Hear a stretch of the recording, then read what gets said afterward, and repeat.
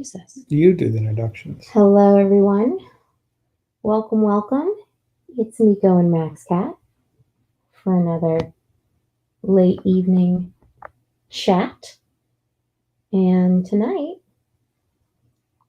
we wanted to talk a little bit about this concept that we watched. This little was it a documentary or what was it?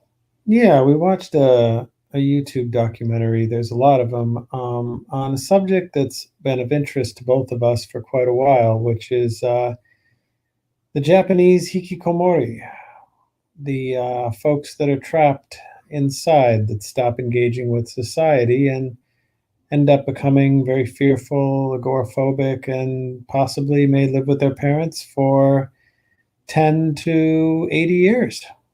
Got some right now in Japan that are in their 50s, maybe even older, that have been doing it for close to 30 years since the recession in the 90s in Japan. And, I was watching the show with Nico Cat, and I said, well, we're all hikikomori now because of the pandemic and what it's done to us and how it's changed us. So I thought that would be a fun topic we could talk about and explore it and maybe learn some things from the Japanese.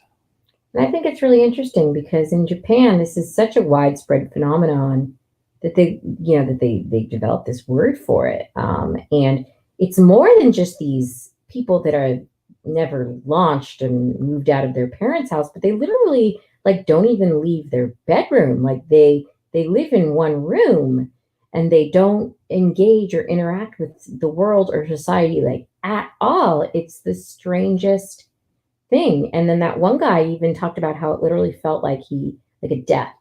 Like just it was like, what did he say? He said mental and social death. Yeah.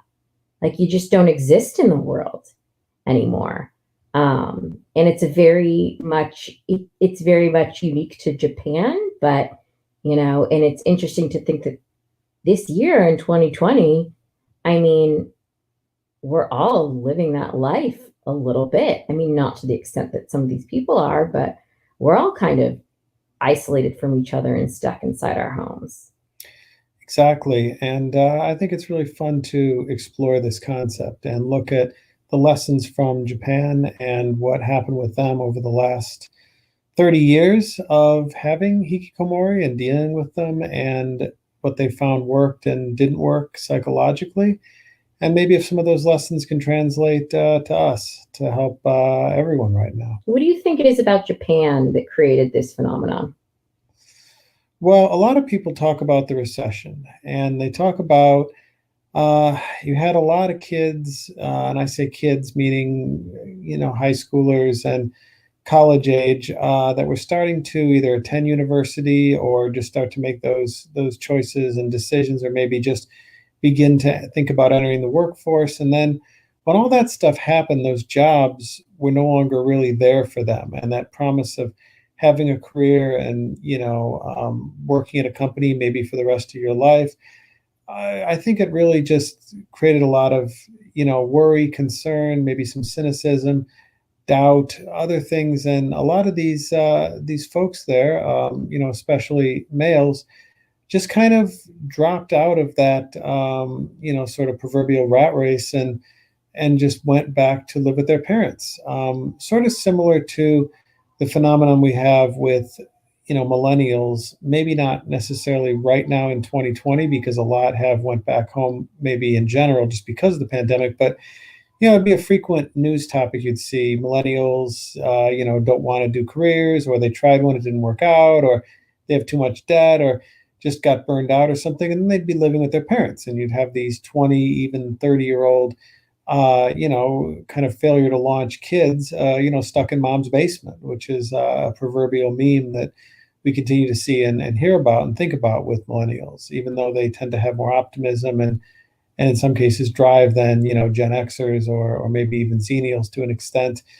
It's still a big trend. And so, I think there's some overlap you can make with some of the hikikomori, although as we learned from the documentary, some of them decided not to participate or withdrew because of abuse situations, mental illness that wasn't addressed. Do you remember some of the mentally ill ones that they were talking about? Yeah, somebody was talking about having like ADD or OCD. Um, I think those were like the main ones, just a lot of like anxiety and then depression.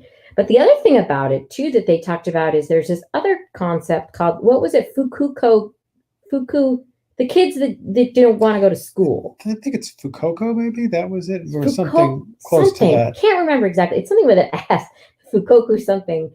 And it's what they call these like kids that stop going to school or like don't want to go to school anymore, and like even like young elementary age kids, and how that they become high risk for hikikomori because they just become isolated and like removed from society. And that one story of that one kid who dropped out of school was so cool. Why don't you talk a little bit about him?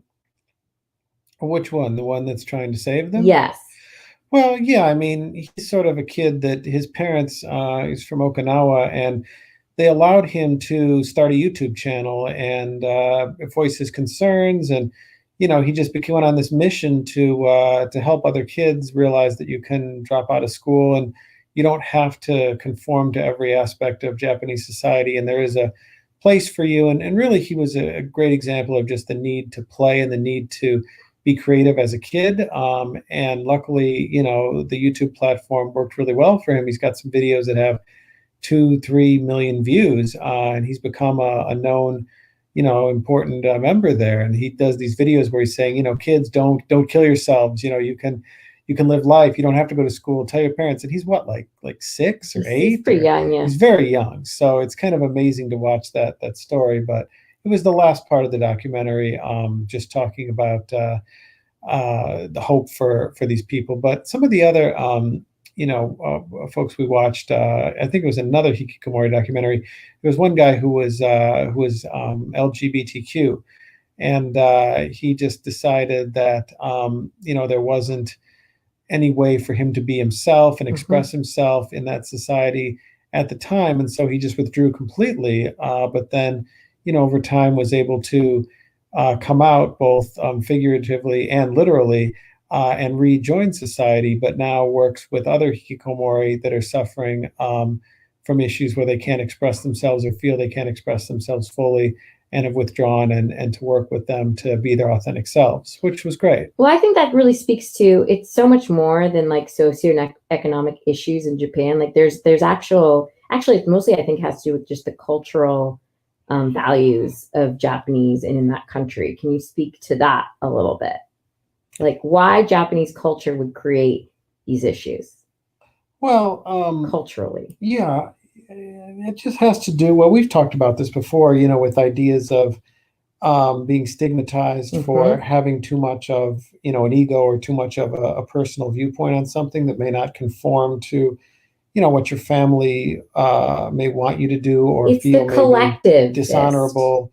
Yeah, I mean, and if you brought any shame on the family because you weren't exactly the way that they were hoping you would be, or you somehow bucked the system or didn't want to, do something. One of the Hikikomori kids talked about not doing his homework once, and the teacher hit him, and then denied it later, and then he learned to distrust adults.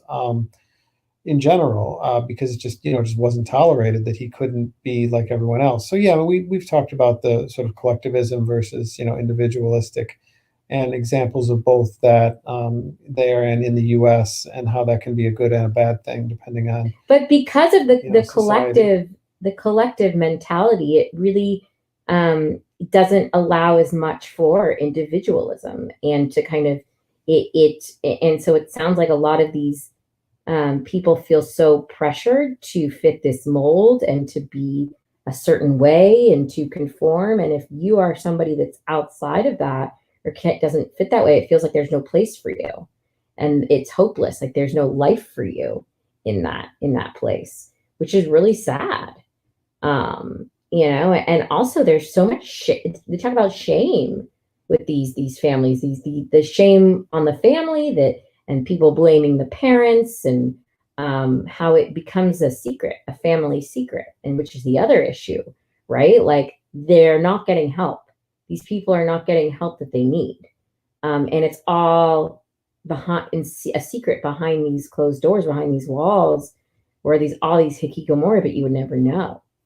Exactly, exactly. And I mean, that kind of, brings us to this point where we're at right now, where because of the massive social isolation and emotional isolation that a lot of people are feeling right now, we're all sort of becoming exactly like the hikikomori right now. We're confined to our homes, a lot of times even confined to a room during a big part of the day.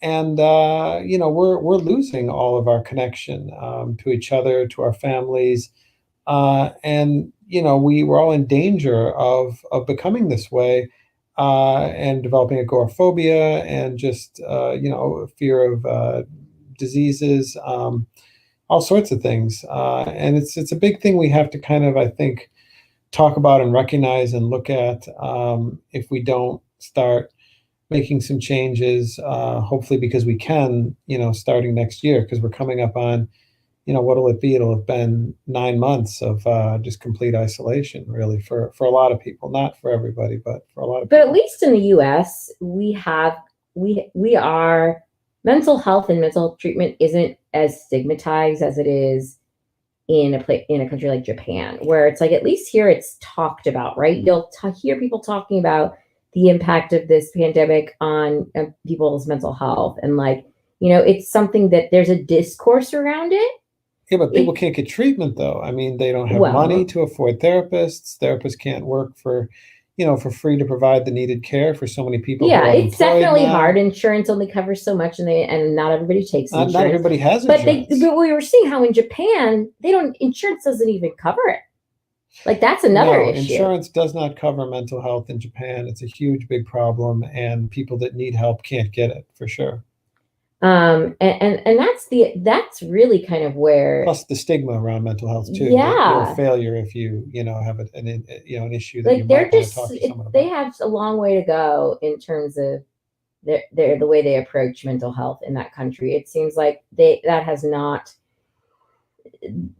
it has not been, and they even said like people don't even think about mental health. They think about, they don't even consider, how do I have good mental health? That's just like not in their focus in Japan. It's not something that they like value, really specifically. They don't take it into consideration.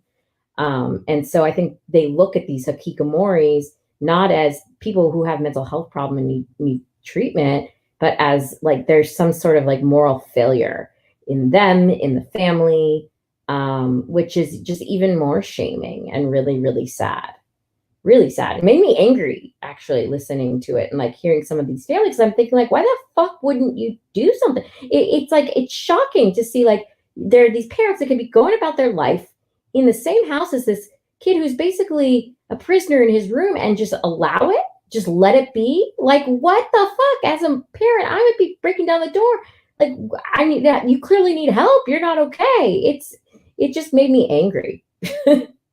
Well, yeah, and I mean it's like one of the stories in the documentary about the artist who became hikikomori in his 30s and Mm-hmm. went back to just got disillusioned with a lot of things, was just sort of shut in his room for years, and then one day he decides to break down the Mm-hmm. door to the living room because his parents were not coming in to see him. He wasn't interacting with them, and he found his mom was trying to learn about hikikomori and had bought books on it and Right? Instead of doing other talking to things. But him. yeah, but they couldn't communicate either way. So then he starts making art about objects that were destroyed and then put back together again.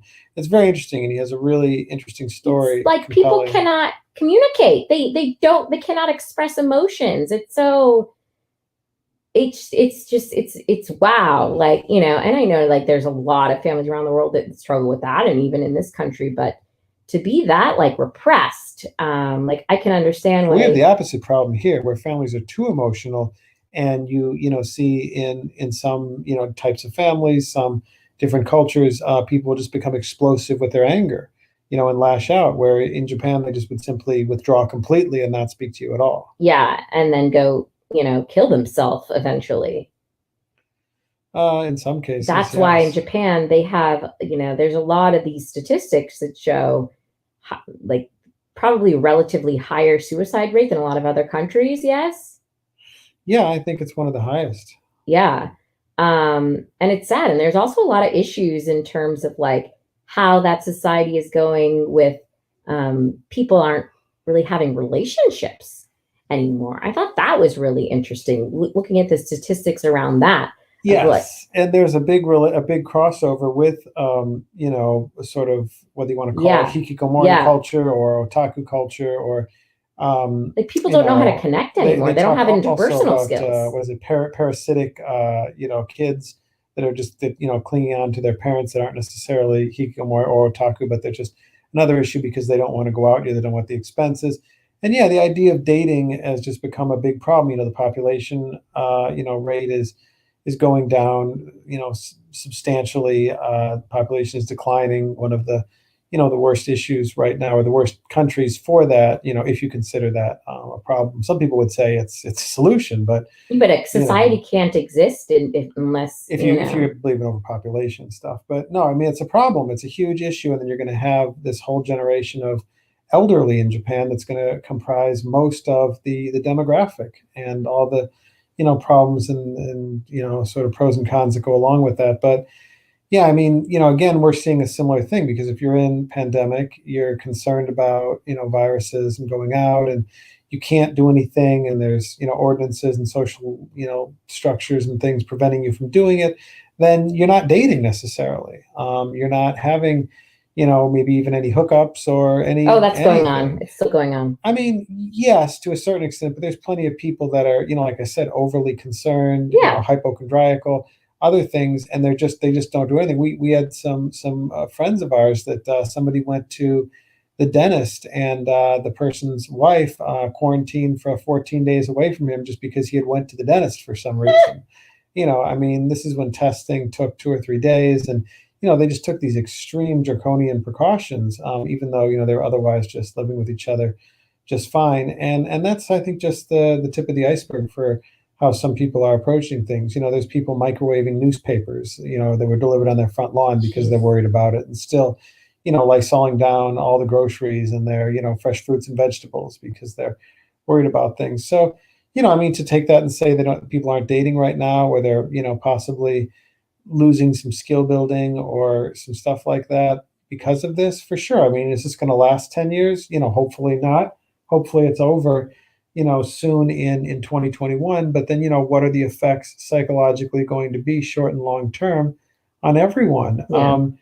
And this kind of goes a little bit into what we were also talking about today, which was the fact that there are so many people completely anxious and, tired and fatigued, both from the pandemic and, in the US here, election fatigue and the constant bombardment, and people on both sides. It doesn't matter what side you're on. They're just completely exhausted and they're terrified about the future and all these other things. And again, that's just depleting people's resources and causing them to just drop out of social participation, even online. There's a lot of people that just they have Zoom fatigue. They're just fed up with webcam and just talking and participating and doing giant group chats and group hangs and group movie watching and everything else. That we're just hitting a wall here. We're just getting exhausted.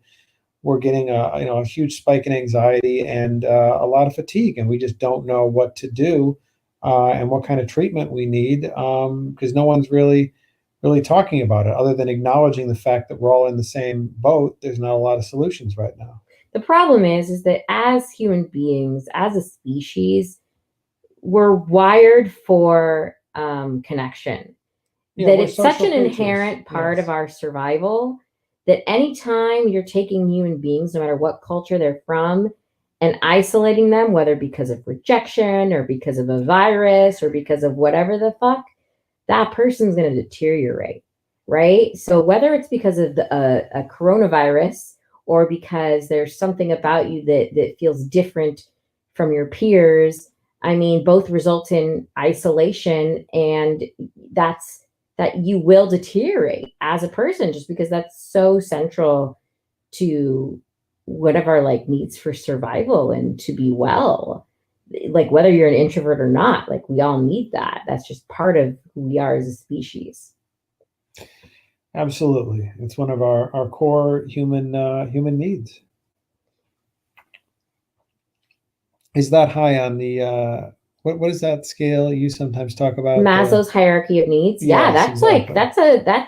that's up there. I mean, that's up there. That's in the survival. Like we have survival instincts around that, right? That's why the feeling of rejection is so painful because we don't want to. It's like going back to the caveman days, right? We don't want to be rejected from the tribe, then we die, right? Like you need your like tribe. You need to be able to function as a part of that, or else you literally like die. And we Yeah, carry that with us to this day.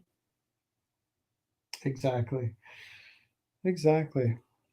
Well, what else were we wanting to talk about? Wasn't there something else we thought we'd talk about in our next show besides the hikikomori? I don't know. We were, We're talking about something about marriages. Oh yeah, marriages going their own way. oh, yeah. We What you were brought that up. I don't know Yeah, what you well, were talking about. well, okay. So we know about the movement for men going their own way. What is it? What is it? MGTOW? MGTOW, right? Yeah, and so it's the whole masculine It's like rejection incels, of feminism. Well, I mean, sort of, it's except they become voluntary. They go from right, involuntary to voluntary.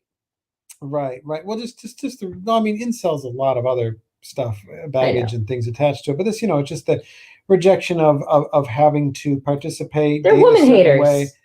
I do not think Yes, that they are. all men going their own way are They women hate women. haters. They That do. is that is They hate that's women. the Gavin McGinnis stuff. That is not that's red pill and all that other stuff. That's I think way further down the line than that.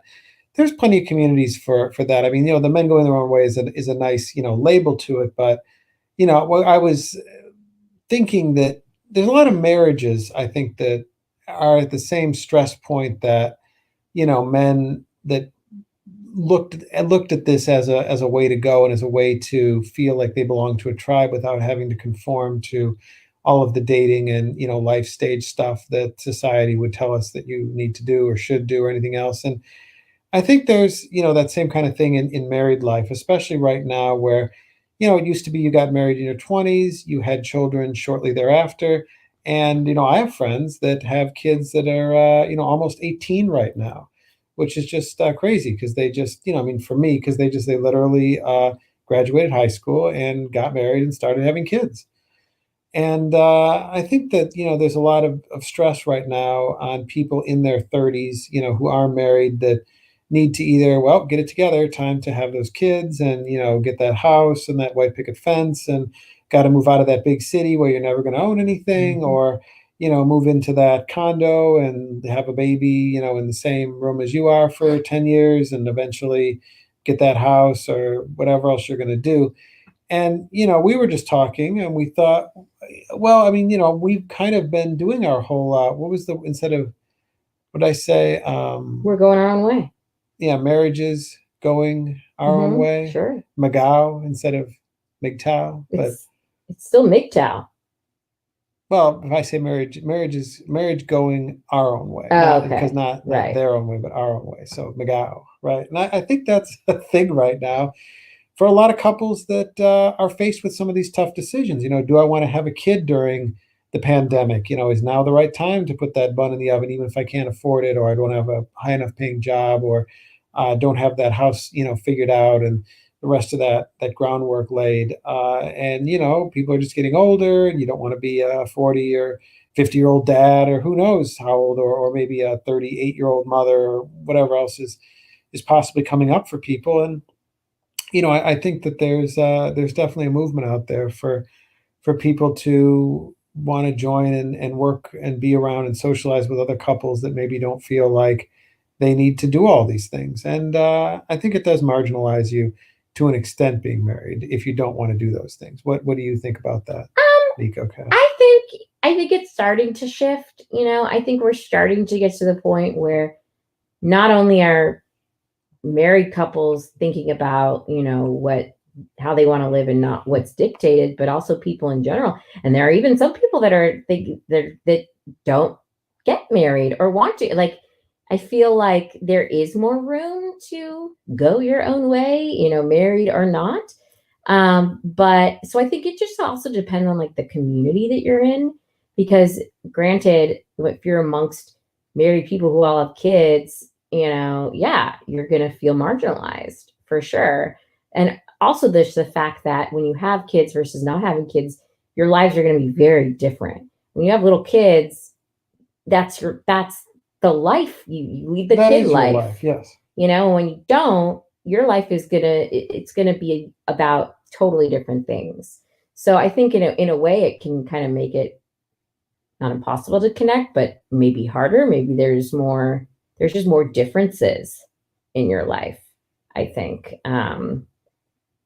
So I don't know. I think obviously some of that's we put on ourselves. And yeah, of course you're always going to get asked by those people like, oh, are you going to have kids? When are you going to do that? Da, da, da, da, da. But I do think that there's room to go your own way. And I think more people are. Yeah, I think so. I'm certainly seeing it. We have another friend of ours who has been in and out of serial relationships his whole life, and most recently, everyone thought, well, this one was going to be the one. They had gotten a house together and had a dog together, and were just the happiest couple. And we're all saying, well, when are you going to get married? When are you going to get married? When are you going to get on with that life? And the his partner in the relationship, a female in her 30s, basically said, "Well, look, I need those kids because these eggs aren't going to last forever, and we got to get on with this. So you're going to put this baby in. I don't really care if you get married to me or not, but I want that baby."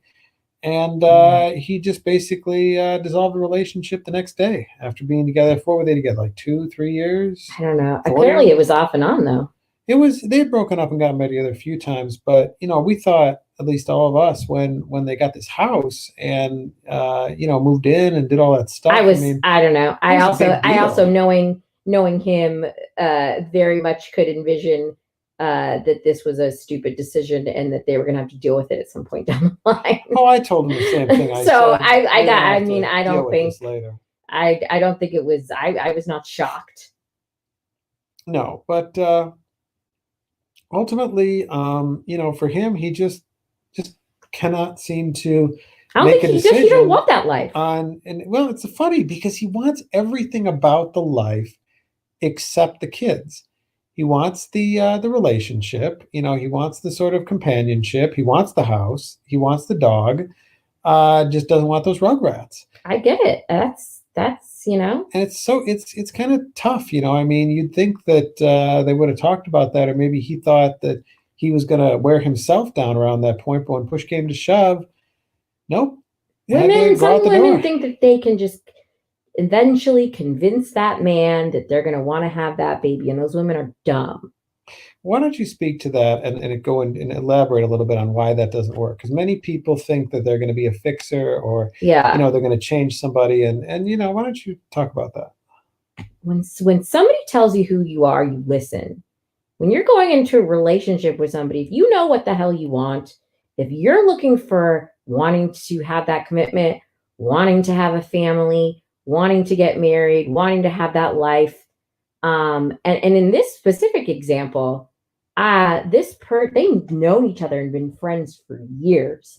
So this woman knew exactly about him and who she was dealing with, knowing that he had issues with commitment, knowing all these things about him, right? But she thought like, oh, okay, I'm just going to make him my project, and so I even said at the end of this, she has nobody to blame but herself, because she knew exactly going into this who he was. And I'm sorry, but like, you're not going to change anybody. And if you try to, you're going to piss that other person off and they're going to resent you for it. I mean, yeah, there's those crazy people who will like just entrap somebody by just like getting pregnant, like on the fly.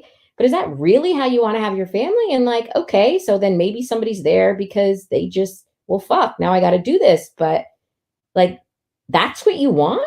Or they'll just be like, peace, I don't want this. Bye. You can't make somebody want something they don't want. Like that's just really, really dumb. When you know who somebody is, believe them. This person, and she's done this before with other people, like just continuing this pattern of, oh, I'm just gonna keep working on this man, and eventually he'll want to be with me and he'll want that commitment. And guess what? It never fucking works. So it's her fault that she doesn't have what she wants yet. Yeah, trying to just change those men that are not just not Can't going to be change changed. anyone. Well, I mean, I think some people, if you really put, push comes to shove, and you say, "Look, it's kids of the highway." Yeah, you can give ultimatums. They might go, they might just cave, and okay, Sure. fine, I'll do the kids. We actually have another friend that, in my opinion, I think did something like that. Look what happened to her when she did that. He left. What? When she gave him the ultimatum, he went bye. Well, that friend, yeah, but I'm talking about our other friend that now has 2 kids that, didn't necessarily. Oh, that wasn't an ultimatum, I don't think. Right away. I think that was a sneaky sneak. There might have been a little bit of sneaky sneak with, as she put it, removing the goalie. Mm-hmm. And then there were just some kids. Now, granted, they were married at the time, but he didn't really want them. What do you think about which the redhead? Oh, the redhead. Well, she kind of did the removing the goalie before they were even married because she really wanted to marry him. Keep that man. I mean, she did a great job. She got that man. That man's real happy now. He's got those kids. They've got those kids, and they're living the dream. But if she hadn't have done that, he might have still been playing the field, still pumping and dumping, and just not really committing. But she locked him down, and I think he's better for it. But the other guy I'm talking about, I mean, he wanted them, but like later, he didn't really want them now. And I don't know that he would have ever gotten to the point where he would want them. I mean, he's a perpetual child. He would have just put them all. She has 2 children. More and more and more. She has 2 children. She has one in the oven now and one out and about. Yeah. Well, 2 out and about. No, she doesn't. She has one. Because baby. Oh, right, because he's the baby, the 30+ baby. Yes, that's true. So she'll have 3 children. Yeah. By the time she's done. Yes, that's true. Yeah, people are who they are. You women trying to fix that man, and you see all that potential in him. You want to make him into the man of your dreams. Don't waste your breath. And what I also say is potential isn't worth shit. Potential isn't worth shit because somebody can have all the potential in the world, but if they don't want that for themselves or don't have the motivation to do that, then it's nothing. It's non-existent. So don't get caught up on potential. What do you think is worse, having a lot of potential but having no drive and not wanting those things, or maybe having all the potential and trying and getting nowhere? Well, when you try, at least you can say that you tried, and at least I feel like the worst is not trying and the regret that comes with that. I feel like regret is worse than but I'm saying a person with potential that just doesn't care, that doesn't need to do those things. They're just happy living a simple life, or maybe someone who's in Mensa, but they're just happy being a post office worker. They could have potential to be in a think tank or write a. Right, I know what you're saying. Versus someone that has the same potential but really wants to activate that potential and use it, and is pushing and pushing and pushing, but still is not really climbing above their original station or wherever they were, or their original class, or whatever. Because they have less potential to start with? No, because they're just failing. Right, but why? Maybe they're trying to do something that requires you to roll 7 on the dice 3 times in a row, or the competition is 1 out of every 10,000 is going to get picked for that thing, or whatever it is. Who knows the stuff holding them back, if it's just dumb luck, if it's just trying and failing. The answer to that question is it depends on the person, right? Like that you said, somebody in Mensa who is just happy living their life as like a postman, living the simple life. I mean, maybe that's great. Like, who am I to judge? Everybody has their own idea of what they want and what's meaningful to them in this life. So, potential is just potential. And granted, everybody has their idea of like what success looks like and what they want out of this life. So, the only thing I say is like, you don't want to live with regret, right? You don't want to not try for something because of fear or self-confidence or whatever the fuck. But if you're just a person that genuinely finds happiness in a simple life, and that works for you, then great, do it. I mean, you'll have no regrets. You're enlightened at that point. Yeah, exactly. Any other topics you want to cover I think tonight? that we really covered Kat? quite a bit tonight, so I think we're going to leave it there. Really want to say thanks again to all of our sponsors out there. This is not sponsored. You can't say that. That's not true. I want to thank our many subscribers. Right. Now, this is where you say we don't have any subscribers. Then I say, and I also want to thank all of our viewers tonight. Then you say, thank you we didn't all. have any. You've been Zero you're a great crowd. Thank you, everybody. Yeah, again, we'll be doing this on another topic soon, and hope to see all of you in the future, all 0 of you. All right. Have a wonderful evening, y'all.